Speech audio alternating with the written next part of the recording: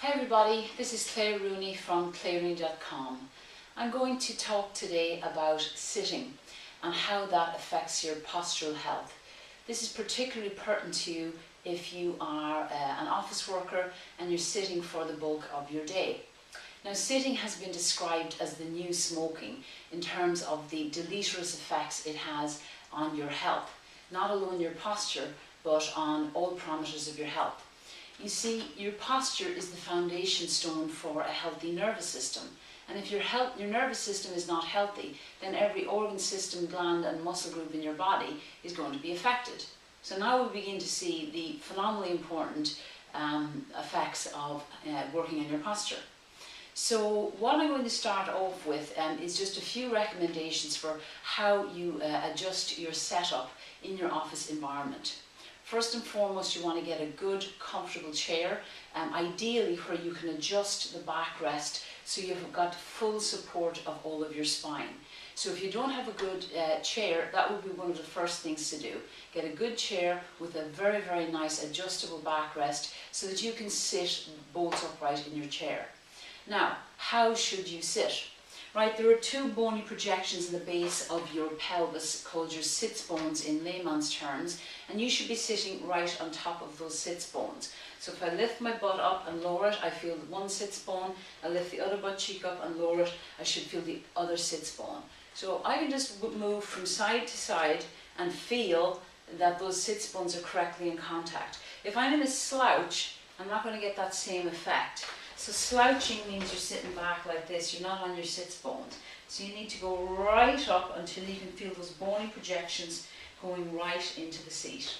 So number one, you've got your chair with the adjustable backrest, you've got it adjusted to support you completely. Number two, you're sitting right up on top of your sits bones. Another little marker is what I call the triangle. You're going to locate your hip bones to the front, the bony projections in the front of your pelvis. You're going to feel those, and then you've got another little bone down here called your pubic bone. Place the heel of your hand on those hip bones to the front and your fingers pointing down to the pubic bone.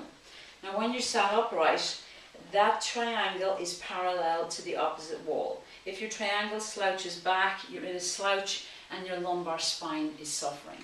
So that's the first port of awareness, is how you're actually sat and organised around your pelvic girdle.